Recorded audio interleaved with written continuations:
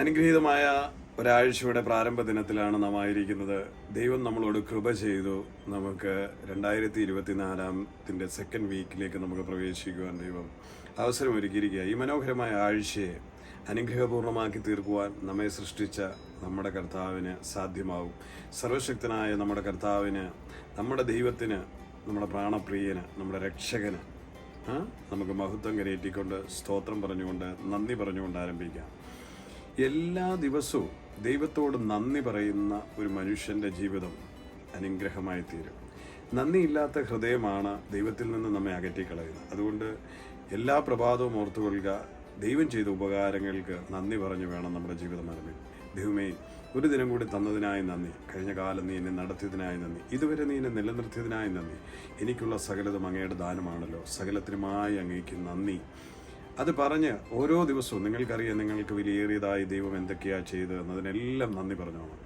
പ്രാരംഭമായി എഴുന്നേൽക്കുന്നത് സ്തോത്രം പരിഭവം പറയാനല്ല, ഒരു 10 വാക്കിലെങ്കിലും നന്ദി പറഞ്ഞുകൊണ്ട് സ്തോത്രം ഇന്നത്തെ ദിനം കർത്താവെ അവിടുന്ന് ഞാൻ ആരംഭിക്കുന്നു എന്ന് പറഞ്ഞ് ഏൽപ്പിച്ചു കൊടുത്തുകൊണ്ട് തുടങ്ങാൻ കർത്താവ് നമ്മളെ സഹായിക്കട്ടെ. ഈ നിമിഷം ഒന്ന് പുറകോട്ട് തിരിഞ്ഞു നോക്കുക. കഴിഞ്ഞ കാലങ്ങളിൽ നടത്തിയത് എനിക്ക് പറയുവാൻ എന്നെ മരണത്തിൽ നിന്ന് വിടുവിച്ച സാക്ഷ്യമുണ്ട്. ദൈവത്തിന് ഞാൻ നന്ദി പറയുകയാണ്. സാമ്പത്തികമായി തകർന്നിടത്തും തന്നെ കരകയറ്റിയ ഒരു അത്ഭുത സാക്ഷ്യമുണ്ട്. ഞാൻ നന്ദി പറയുകയാണ്. ഞാൻ ഉടഞ്ഞു പോയ പാത്രമായിരുന്നു. എല്ലാ അർത്ഥത്തിലും ജീവിതത്തിൽ പരാജയപ്പെട്ടു ഒറ്റപ്പെട്ടു പോയെടുത്തുനിന്ന് ദൈവം എനിക്ക് ചുറ്റും കൈത്താങ്ങലായി നിന്ന് നൂറുകണക്കിന് ആൾക്കാരെ തന്നു. എൻ്റെ ജീവിതത്തെ കെട്ടിപ്പടുത്തി പണിതു. ദൈവത്തിന് ഞാൻ നന്ദി പറയുകയാണ്. പിഞ്ചു കുഞ്ഞുങ്ങളായിരുന്ന അവരെയുമായി പകച്ചു നിന്ന സമയത്തുനിന്ന് ദൈവം അവരെ ഇത്രത്തോളം പരിപാലിച്ച് എൻ്റെ ജീവിതത്തെ അനുഗ്രഹപൂർണ്ണമാക്കി. ദൈവത്തിന് ഞാൻ നന്ദി പറയുകയാണ്.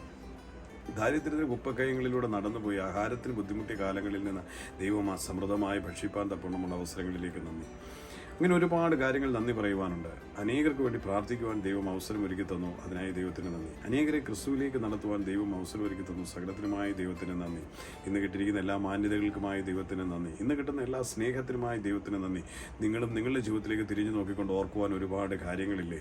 അതിനെല്ലാം ഒന്ന് നന്ദി പറഞ്ഞുകൊണ്ട് നമുക്ക് ഈ പ്രഭാതം ആരംഭിക്കാം, അല്ലേ? നല്ല ഭർത്താവിനെ നൽകിയതിനായി, നല്ല ഭാര്യയെ നൽകിയതിനായി, നല്ല കുഞ്ഞുങ്ങളെ നൽകിയതിനായി, നല്ല ജീവിത സാഹചര്യങ്ങൾ നൽകിയതിനായി നന്ദി പിതാവേ. നല്ല വാഹനങ്ങൾ നൽകി, നല്ല കിടപ്പാടങ്ങൾ നൽകി നന്ദി പിതാവേ. സ്തോത്രം. ഒന്നുമില്ലെങ്കിലും അല്ലലില്ലാതെ അന്നത്തെ നേരം പുലർത്തുവാൻ ദൈവം അവസരമൊരുക്കി നന്ദി പിതാവേ. അനേകർ കിടക്കകളിൽ കിടക്കുമ്പോൾ ഇന്ന് കാലൂന്നി നിന്നുകൊണ്ട് ദൈവത്തെ മഹത്വപ്പെടുത്താൻ ഒരു അവസരം നൽകി നന്ദി പിതാവേ. ബെഡിൽ നിന്ന് എഴുന്നേക്കാൻ ഒരു അവസരം നൽകിയതിനായി നന്ദി പിതാവേ. നല്ല ശുദ്ധവായു ശ്വസിക്കുവാൻ, ചിലരെ ബ്രീത്ത് എടുക്കുവാൻ ഇന്ന് ഡിഫിക്കൽറ്റിയോടെ ഇരിക്കുന്ന ദിനങ്ങളാണ്. ചിലർ ഓക്സിജൻ വെന്റിലേറ്ററിൽ കിടന്ന് പെടയുന്നു. ചിലർ പ്രാണവായു വലിക്കാൻ ബന്ധപ്പെടുന്നു.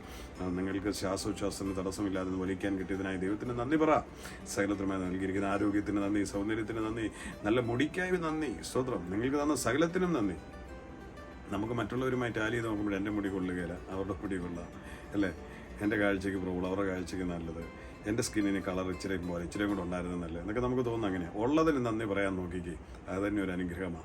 അത് പറയുമ്പോൾ തന്നെ നമ്മൾ കൂടുതൽ പ്രകാശിക്കും. ദൈവത്തിന് മഹത്വം. രാവിലെ നമുക്കൊരു വചനം വായിച്ച് നമുക്ക് സന്തോഷത്തോടെ തിരുസന്നിധിയിലേക്ക് പ്രാർത്ഥിക്കുവാനായിട്ട് പോകാം. ദൈവത്തിന് മഹത്വം. കർത്താവേ സ്തോത്രം. ലൂക്കോസിന്റെ സുവിശേഷം 15-ാം അധ്യായം അതിന് 11 മുതൽ 32 വരെയുള്ള വാക്യങ്ങളിൽ ഒരു ഭാഗമുണ്ട്. ഒരു മനുഷ്യന് 2 പുത്രന്മാരുണ്ടായിരുന്നു. അവരിൽ ഇളയവൻ അപ്പനോട്, അപ്പ, വസ്തുവിൽ എനിക്ക് വരേണ്ടുന്ന പങ്ക് തരണമെന്ന് പറഞ്ഞു. സ്തോത്രം. അപ്പനോട് പറയാണ്, എനിക്ക് കിട്ടേണ്ട പങ്ക് എനിക്ക് കിട്ടണം. എന്നിട്ട് അവന് സ്തോത്രം അതുമായിട്ട് പോകാൻ വേണ്ടി അപ്പൻ്റെ അടുത്ത് പോകുന്നത്. നമുക്ക് എല്ലാവർക്കും അറിയാവുന്ന ദൂർത്തനായ പുത്രൻ്റെ ചരിത്രം. ശരി, എനിക്ക് വരേണ്ട പങ്കെന്ന് പറയുന്നതിനെ പറ്റി പറഞ്ഞിട്ട് എനിക്ക് മനസ്സിലാകാത്തത്, എവിടുന്ന് ഇവൻ ഈ പങ്ക് വരണ്ടേ? ഇവൻ എന്ത് പങ്കാവുള്ളത്, അല്ലേ? കർത്താവ് ഒരു ഉപമ കൊടുത്തിരിക്കുക. ദൈവവും മനുഷ്യനുമായിട്ടുള്ളൊരു ബന്ധത്തെ, അപ്പനും മക്കളും എന്നുള്ളൊരു ബന്ധത്തെ അവിടെ ചിത്രീകരിച്ചിരിക്കുക. നമ്മുടെ ആത്മാവായ പിതാവുമായുള്ളൊരു ബന്ധത്തെയാണ് അവിടെ കാണിക്കുന്നത്. ആത്മാവിൽ ദൈവം നമ്മുടെ പിതാവാണ്, ദൈവത്തിൻ്റെ മകനാണ്, മകളാണ് നാം. ആ ഒരു ബന്ധത്തെ അവിടെ കാണിക്കുന്നത്. അതിനെ ഒരു ജഡത്തിലുള്ള ഒരു വ്യക്തികളായി കാണിക്കുക. ഒരു മകനും ഒരു അപ്പനും എന്ന നിലയിൽ അതിനെ താരതമ്യം ചെയ്ത് കാണിക്കുകയാണ്. ശരിക്കും ഈ മകൻ പറയുകയാണ്, എൻ്റെ പങ്ക് തരണം, എനിക്ക് പോകണമെന്ന് പറയുകയാണ്. അവിടുത്തെ ന്യായം വെച്ച് മൂത്ത മകന് സ്വതന്ത്രം 3-2 ഭാഗം കൊടുക്കണം, ഇളയ മകന് 1 ഭാഗം കൊടുക്കണം. അതാണ്. അതിൽ ആ 1 ഭാഗം മേടിച്ചുകൊണ്ട് അവൻ അവിടെ നിന്ന് യാത്ര പുറപ്പെടുകയാണ്. ഇവൻ എവിടെ നിന്നാണ് ഈ ഒരു പങ്ക് കിട്ടാൻ, അല്ലെങ്കിൽ ഇവൻ്റെ പങ്ക് എന്ന് പറയാൻ അവകാശപ്പെടുന്നത്? ഇത് അവൻ്റെ ആണോ? അല്ല, ഇത് അവൻ്റെ അപ്പൻ്റെ അല്ലേ? അവൻ പറയാം, എൻ്റെ പങ്ക് തരണമെന്ന്. സ്തോത്രം. ഇന്ന് പലരും അങ്ങനെയാണ്, തങ്ങളുടേതല്ലാത്തതിനാണ് പലപ്പോഴും അവകാശം പറഞ്ഞുകൊണ്ടിരിക്കുന്നത്. സ്വർഗത്തിലെ ദൈവം നിങ്ങളെ നോക്കി ചിരിക്കുന്നുണ്ട് കേട്ടോ. മോനെ, നീ എന്താണ് നിൻ്റെ അവകാശം എന്ന് പറയുന്നത്? നീ ഇന്ന് കാണുന്ന വസ്തുവകകൾ, നീ ഇന്ന് കാണുന്ന ആസ്വദിക്കുന്ന സകലതും മറ്റാരുടേതൊക്കെയോ ആയിരുന്നു. സ്തോത്രം, അല്ലേ? അവരിൽ നിന്ന് കൈമറിഞ്ഞ് നിങ്ങളുടെ കരങ്ങളിൽ വന്നു. ഇന്ന് ചില മക്കൾ അപ്പനമ്മമാരോട് എൻ്റെ വീതം തന്നേരെന്നൊക്കെ പറഞ്ഞ് പ്രായമായ മക്കളാം അപ്പനമ്മമാരെ ഭീഷണിപ്പെടുത്തിയും കൈപിടിച്ച് ഒപ്പിടിപ്പിച്ചും വ്യാജമായിട്ടും ഒക്കെ നേടിക്കൊണ്ട് പോയിട്ട് വലിയ നേട്ടം നേടാൻ പോവാം. ഇത് ചെയ്യുന്നവരുടെ തലമുറയും സ്വതന്ത്രം നാളെ ഇവരെ കൊണ്ട് ഇത് ജയിപ്പിക്കാൻ പോവുകയാണ്. ഇതിനേക്കാൾ കഷ്ടമായ ഇതിൽ ജയിപ്പിക്കാൻ പോകുന്ന ആരെങ്കിലും അറിയുന്നുണ്ടോ? ഇല്ല. സ്വതന്ത്രം മനുഷ്യൻ എത്ര എത്ര എത്ര എത്ര നിസ്സാരനാണല്ലേ. പക്ഷെ മനുഷ്യൻ്റെ വിചാരം ഞാൻ ഭയങ്കര ജ്ഞാനിയും ഭയങ്കര പ്രാപ്തനും ഭയങ്കര കഴിവുള്ളവനും, അതെല്ലാം കൂടെ എൻ്റെ കയ്യിലോട്ട് കിട്ടിയാൽ ഞാൻ ഏതാണ്ട് ആന മറിക്കുമെന്നും പറഞ്ഞ് നമ്മളിതൊക്കെ മേടിക്കുന്നത്. പോകുന്ന വഴി അതെല്ലാം ദൂർത്തടിച്ച് തീരുവാനിടയത്തിൽ അങ്ങനെ പോയ എത്രയോ മക്കളുണ്ട്. എനിക്കറിയാം, പ്രാർത്ഥിക്കാൻ വിളിക്കുന്ന അനേകരുടെ ഉണ്ട്. വസ്തു പണയം വെച്ചും വീട് വെച്ചും അപ്പരെ ഭീഷണിപ്പെടുത്തി എല്ലാം മുഴുവൻ മേടിച്ചിട്ട് മൊത്തം ജപ്തിയും വക്കിലും ആയി പോകുന്ന ജീവിതങ്ങൾ, എത്രയൊക്കെയോ തകർച്ചകളിലൂടെ കടന്നു പോകുന്ന ജീവിതങ്ങൾ അല്ലേ. തങ്ങൾക്കുള്ളതെല്ലാം മേടിച്ച് ദൂർത്തടിക്കാൻ പോയതല്ല, നല്ലതായിട്ട് അടിക്കാനാണ് പോയത്. പക്ഷെ വന്നപ്പം ദൂർത്തായി പോയി. സ്തോത്രം. അങ്ങനെ തകർന്നൊടിഞ്ഞവരുടെ ചരിത്രം നമ്മുടെ മുൻപിൽ അനേകമുണ്ട്. സോ ഇവിടെ ഞാൻ ഈ പറയാൻ വന്ന ഭാഗം പറഞ്ഞ് പ്രാർത്ഥിച്ചോളാം, വളരെ വേഗത്തിൽ പ്രാർത്ഥിച്ചോളാം. ആർക്കും പ്രത്യേകിച്ച് ഒരു ദൂതായിട്ട് ഇന്നൊന്നും സംസാരിക്കുന്നില്ല. കിട്ടാനുള്ളത് അത്യാവശ്യം പറഞ്ഞിട്ടുണ്ട്. സ്തോത്രം. ദൈവത്തിന് മഹത്വം. അതായത് നമ്മുടെ ഇവൻ പിതാവിൻ്റെ സ്വത്തല്ലേ, പിതാവിൻ്റെ സ്വത്താണ് ഇവൻ ആവശ്യപ്പെടുന്നത്. എൻ്റെ സ്വത്തൊന്നും പറഞ്ഞ് ആവശ്യപ്പെടുന്നത്. അവന് സ്വന്തമായിട്ടൊന്നുമില്ല.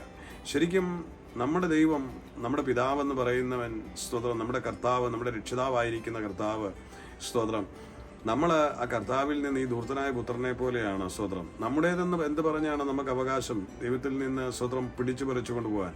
നിന്റെ ശരീരം ദൈവത്തിൻ്റെ ദാനമല്ലേ, അല്ലേ? നിന്റെ ആത്മാവ് ദൈവത്തിൻ്റെ ദാനമല്ലേ? നീ ഇന്ന് കാണുന്ന ആരോഗ്യം ദൈവത്തിൻ്റെ ദാനമല്ലേ? നിങ്ങൾ അനുഭവിക്കുന്ന സമ്പത്ത് ദൈവത്തിൻ്റെ ദാനമല്ലേ? നിങ്ങൾ പാർക്കുന്ന പാർപ്പിടം ദൈവത്തിൻ്റെ ദാനമല്ലേ? പ്രകൃതിയും ചരാചരങ്ങളും സകലതും സൃഷ്ടിച്ചവൻ്റെ ദാനത്തിലാണ്, ആ മണ്ണിലാണ് കാലൂന്നി നിൽക്കുന്നത്. ഒന്നും നമ്മുടേതായിരുന്നില്ല. സ്തോത്രം. എൻ്റെ കഴിവ്, എൻ്റെ പ്രാപ്തി, എൻ്റെ എൻ്റെ കുടുംബ സ്വത്ത് ഒന്നുമില്ലെന്ന്, സകലതും ദൈവത്തിൻ്റെ ദാനമാണ്. ദൈവം തന്നതാണ്. സ്തോത്രം. നമ്മൾ അതാണ് ദുർവിനിയോഗം ചെയ്യുന്നത്. ദൈവം ദാനമായി നൽകിയിരിക്കുന്നത് സ്വതന്ത്രം. ദൈവം ഒന്നും ചോദിക്കത്തില്ല കേട്ടോ. നമ്മുടെ ശരീരം കൊണ്ട് നമുക്ക് ഇഷ്ടമുള്ളത് ചെയ്യാം, നമ്മുടെ സമ്പത്ത് കൊണ്ട് നമുക്ക് ഇഷ്ടമുള്ളത് ചെയ്യാം. നമ്മുടെ ബുദ്ധി ദൈവത്തിൻ്റെ ദാനമാണ്. ബുദ്ധിയില്ലാത്ത എത്രയോ പേരുണ്ട്. ബുദ്ധി കുറഞ്ഞു പോയ പിള്ളേർ, ഓട്ടിസ്റ്റിക് ആയിട്ടുള്ള പിള്ളേർ, അല്ലെങ്കിൽ ഡൗൺ സിൻഡ്രോം ആയിട്ടുള്ള പിള്ളേർ, അങ്ങനെ വിവിധ തലത്തിൽ ഐക്യു കുറഞ്ഞു പോയ ആൾക്കാരൊക്കെ ഉണ്ട്. നമ്മളവരെ നോക്കുമ്പോൾ നമുക്കത് അവർക്ക് കുറവായി തോന്നും. ഒന്നോർത്ത് നോക്കും, അതെല്ലാം നിങ്ങൾക്ക് തന്നത് ദൈവത്തിൻ്റെ ദാനമാണ്. അവരങ്ങനെ ആയാലും നമുക്കൊന്നും കുറ്റം പറയുവാൻ അല്ലെങ്കിൽ അവരെ പരിഹസിക്കുവാൻ നമുക്ക് കഴിയില്ല. എല്ലാം ദൈവത്തിൻ്റെ സൃഷ്ടികളാണ്. അപ്പോൾ സ്വതന്ത്രം നമുക്ക് തന്നതെല്ലാം ദൈവത്തിൻ്റെ ദാനമാണ്. പക്ഷെ നമ്മളോ നമ്മുടെ ബുദ്ധി നമ്മുടെ ഇഷ്ടത്തിന് ഉപയോഗിച്ചു. ചിലർക്ക് നല്ല ബുദ്ധി കൊടുത്തു, അവർ സ്വതന്ത്രം സാമൂഹിക ദോഷത്തിന് വേണ്ടി ബോംബുണ്ടാക്കാനും, സ്തോത്രം, ശാസ്ത്രം എന്ന് പറഞ്ഞ് മനുഷ്യദ്രോഹത്തിന് വേണ്ടിയൊക്കെ ഇന്ന് അണുവായുധങ്ങൾ കണ്ടുപിടിക്കുകയും മറ്റു പലതിനും ദൈവം തന്ന ബുദ്ധിയാണ്. ധൂർത്തനായ പുത്രൻ ചെയ്യുന്ന പോലെ ചെയ്യുന്ന കാര്യങ്ങൾ അതൊക്കെ. സ്വതന്ത്രം. മനുഷ്യ നന്മയ്ക്ക് വേണ്ടി ഉപയോഗിക്കുന്നതിന് പകരം മനുഷ്യ തിന്മയ്ക്ക് വേണ്ടി ഉപയോഗിക്കുന്ന ആൾക്കാരെ കാണാൻ മേലെ. സകലതും ആയുധങ്ങൾ എല്ലാം ഉപയോഗിക്കുന്ന കാണാൻ മേലെ, തിന്മയ്ക്ക് വേണ്ടി ഉപയോഗിക്കുന്നത്. നമുക്ക് നൽകിയ ആയുധങ്ങൾ എന്തിനായിരുന്നു? നമുക്ക് ഭക്ഷിപ്പാനും മുറിക്കാനും ആഹാരം ഉണ്ടാക്കാനും ഒക്കെയാണ്. അത് മറ്റുള്ളവനെ കൊല്ലാൻ വരെ ഉപയോഗിക്കുന്ന ആയുധമായി മാറി. അതിനെ രൂപകൽപ്പന ചെയ്ത് രൂപാന്തരപ്പെടുത്തിയൊക്കെ വിശാലതയിൽ വന്ന് അതിനെ മറ്റുള്ളവരെ തകർക്കുവാനും നശിപ്പിക്കുവാനുള്ള ഉപകരണങ്ങളാക്കി മാറ്റി. എല്ലാം ഈ ബുദ്ധിയെല്ലാം ദൈവം തന്നതാണ്. അതെല്ലാം ധൂർത്തനായ പുത്രൻ ഉപയോഗിക്കുന്ന പോലെ ഉപയോഗിക്കുക ചുറ്റുവട്ടം നമ്മൾ ഈ കാണുന്ന സകല മനുഷ്യരും.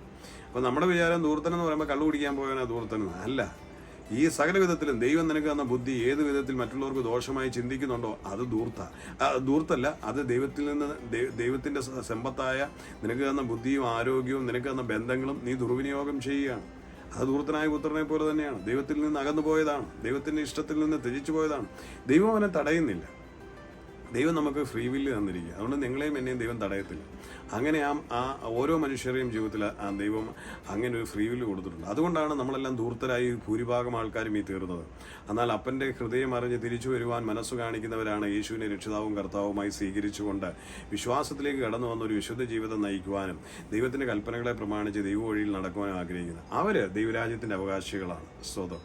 ദൈവം തൻ്റെ ഭവനത്തിൽ നിന്ന് ഇറങ്ങിപ്പോയവരെല്ലാം ഇതുപോലെ കാത്തിരിക്കുക മടങ്ങി വരാൻ. തൻ്റെ ഭവനത്തിൽ നിന്ന് പോയവരാണ് നമ്മൾ കാണുന്ന ഭൂരിഭാഗം ആൾക്കാരും. അവരെല്ലാവരും അവരുടെ ബുദ്ധിയും ദൈവം കൊടുത്ത ആരോഗ്യവും ദൈവം കൊടുത്ത സമ്പത്തും അവരുടെ ഇഷ്ടത്തിനൊത്തൊന്നും തോന്നിവാസത്തിന് ഉപയോഗിക്കുക.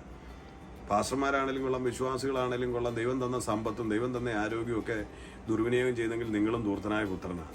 അമിതമായ ആഹാരം കഴിക്കുന്നു, അമിതമായി ചെലവിടുന്നു, അമിതമായി നിങ്ങളുടെ ആർഭാടത്തിന് വേണ്ടി ഉപയോഗിക്കുന്നു, അന്യർക്ക് അവകാശപ്പെട്ടത് തടഞ്ഞു വെക്കുന്നു, മറ്റുള്ളവരിൽ നിന്ന് പിടിച്ചു പറിക്കുന്നു, മറ്റുള്ളവരിൽ നിന്ന് സ്വതന്ത്രം കബളിപ്പിച്ചെടുക്കുന്നു, വക്രിച്ചെടുക്കുന്നു.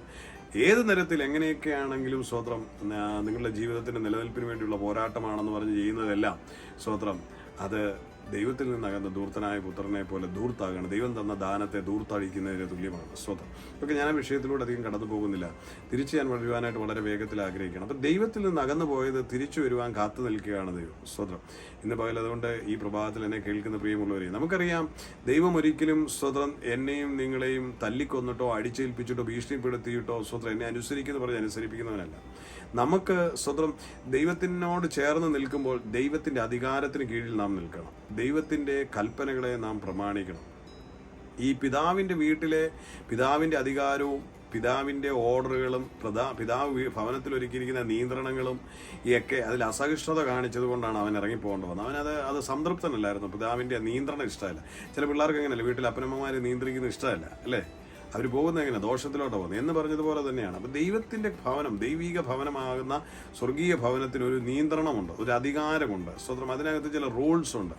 അവിടെ ആ പിതാവിൻ്റെ റൂൾസ് അല്ലെങ്കിൽ ആ നിയന്ത്രണങ്ങൾക്ക് കീഴിൽ ആ പിതാവിനെ സ്നേഹിച്ചനുസരിച്ച് കഴിയുന്നതാണ് ആ കുടുംബത്തിൽ ഏറ്റവും സന്തോഷത്തിന് കാരണമാണ്.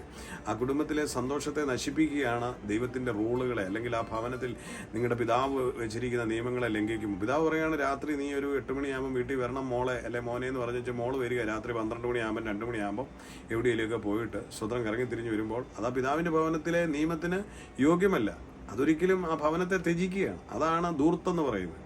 അപ്പോൾ അവിടെയാണ്, അതായത് ആ ഭവനത്തോട് അല്ലെങ്കിൽ പിതാവിനോട് അനുസരണം കാണിക്കാൻ കഴിയാത്തത് കൊണ്ട് അതിൽ അസഹിഷ്ണുത പുലർത്തുന്നതാണ് ശരിക്കും ഈ ധൂർത്തനായ പുത്രൻ്റെ സ്വഭാവം എന്ന് പറയുന്നത്. അതുകൊണ്ടാണല്ലോ അവൻ വീതം മേടിച്ചിറങ്ങിപ്പോയത്. അവൻ്റെ വീതമല്ല, പിതാവിൻ്റെ സ്വത്ത് തന്നെ മേടിച്ചാണ് അവൻ ഇറങ്ങിപ്പോകുന്നത്. പിതാവിൻ്റെ സ്വത്തെന്ന് പറയുന്നതാണ് അവൻ്റെ ശരീരം, അവൻ്റെ ബുദ്ധി, അവൻ്റെ ജ്ഞാനം, അവനുണ്ടാക്കിയ സമ്പത്ത്, അവൻ ജോലി ചെയ്തുണ്ടാക്കിയതാണെന്നൊക്കെ അവൻ പറയുന്നത്. പക്ഷെ അതെല്ലാം പിതാവ് കൊടുത്തത്, ദൈവം കൊടുത്തതാണ്.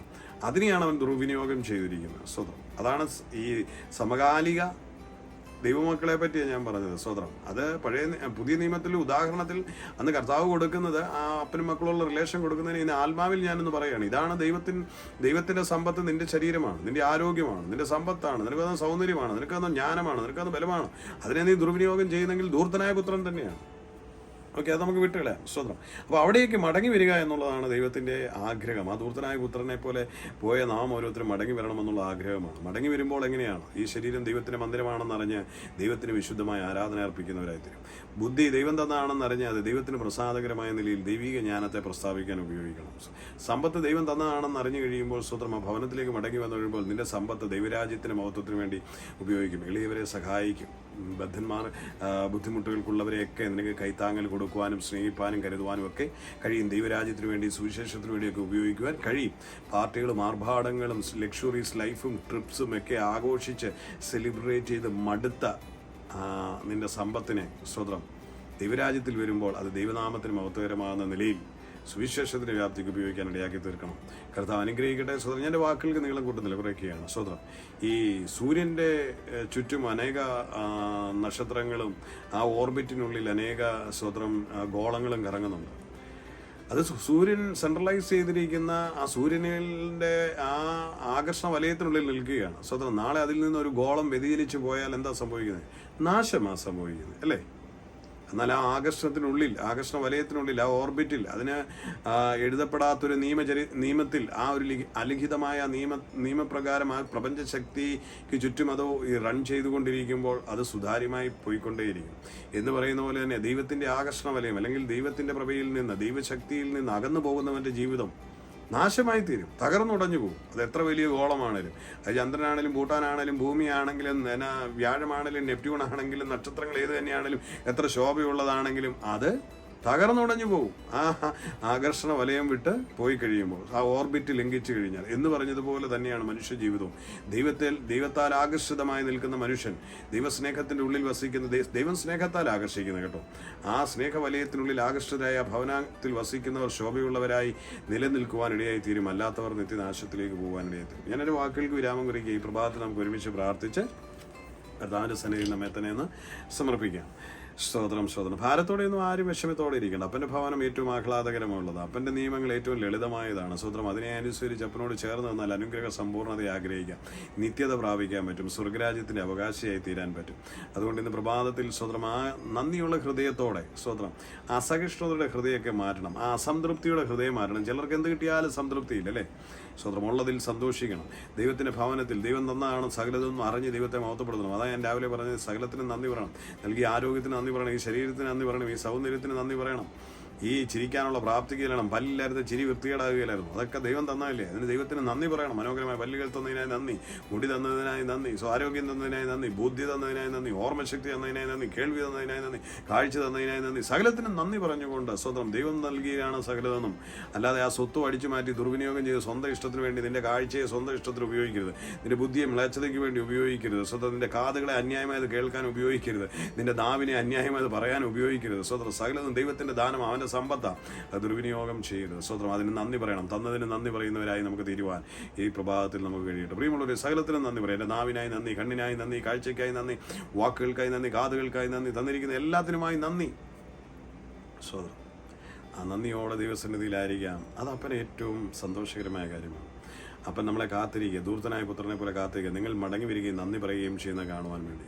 നമ്മൾ പലരും ധൂർത്തനായ പുത്രൻ്റെ റോളുകൾ ഇപ്പോഴും ചെയ്യുന്നവരാണ്. വിശ്വാസത്തിലൊക്കെയാണ്, പക്ഷേ നമ്മുടെ സ്വന്തം ഇഷ്ടത്തിലല്ലേ നമ്മൾ നടക്കുന്നത്, സ്വന്തം ഇഷ്ടപ്രകാരം നമ്മൾ പൈസ വിനിമയം ചെയ്യുന്നത്, സ്വന്തം ഇഷ്ടമുള്ള കാഴ്ചകളല്ലേ കാണും. അതൊക്കെ ഒന്ന് വിട്ടിട്ട് ദൈവത്തിനോട് നന്ദി പറയും. ദൈവം ഇതെല്ലാം തന്നതിന് നന്ദി പറഞ്ഞു. നിങ്ങളുടെ ജീവിതം വച്ചടി അഭിവൃദ്ധിയിലേക്ക് പോകുന്നതാണ്. നിങ്ങൾ പോലും അറിയാതെ ആശ്ചര്യമാകുന്ന ദൈവിക മഹത്വം നിങ്ങളുടെ ജീവിതത്തിൽ അനുഭവിക്കുന്ന നിങ്ങൾക്ക് കാണുവാൻ കഴിയും. സ്വതന്ത്രം, സംശയമില്ലെന്ന്. നിങ്ങൾ നൽകിയ സൗന്ദര്യത്തിന് നന്ദി പറഞ്ഞേ അല്ലേ? നിങ്ങളുടെ ജഡ സൗന്ദര്യം കണ്ടിട്ട് ഒരുപാട് പേര് നിങ്ങളോട് വന്നിട്ട് പറഞ്ഞു ഐ ലവ് യു എന്നൊക്കെ പറയുന്നുണ്ട്, ഭയങ്കര ഇഷ്ടമാണെന്നൊക്കെ പറയുന്നുണ്ട്, നിങ്ങളെ ഭയങ്കര പൊഴുത്തി പറയുന്നുണ്ട്, നിങ്ങളെ അങ്ങ് കൊഞ്ചിക്കാനൊക്കെ വരുന്നുണ്ട്. നിങ്ങളെ പ്രിയപ്പെട്ടവർ കൊഞ്ചിക്കുന്നതിനേക്കാൾ അധികമായി പുറത്ത് നിൽക്കുന്നവർ കൊഞ്ചിക്കും.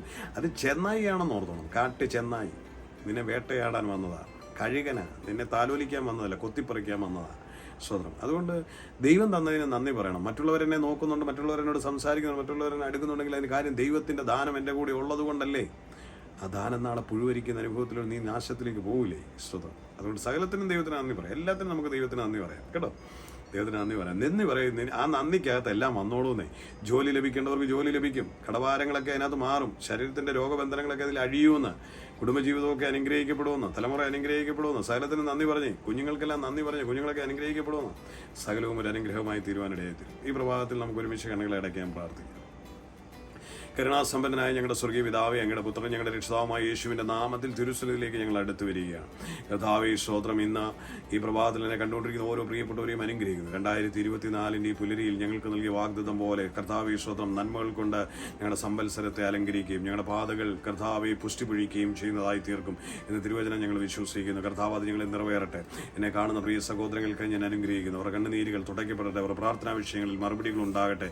കർത്താവെ, ഞങ്ങൾ 24 hours പ്രാർത്ഥനാ വിഷയങ്ങൾ നിന്റെ കർത്താവെ അങ്ങയുടെ സന്നിധിയിൽ വെച്ച് പ്രാർത്ഥിച്ചുകൊണ്ടിരിക്കുന്നില്ല. പ്രാർത്ഥിക്കുന്ന ഓരോരുത്തരെയും ഞാൻ അനുഗ്രഹിക്കുകയാണ്. പ്രാർത്ഥനാ വിഷയങ്ങൾ തന്ന വ്യക്തികളെ അനുഗ്രഹിക്കുന്നു. അവർ വിഷയങ്ങൾക്ക് ദൈവിക മഹത്വമായ വിടുതലുകൾ ഉണ്ടാകേണ്ടതിനായി പ്രാർത്ഥിക്കുന്നു. അത്ഭുതകരമായ ദൈവസാന്നിധ്യം രുചിച്ചറിഞ്ഞ് അത്ഭുത സാക്ഷ്യങ്ങളായി ഓരോ വിഷയങ്ങളും ഓരോ വ്യക്തികളും മാറേണ്ടതിനായി പ്രാർത്ഥിക്കുന്നു.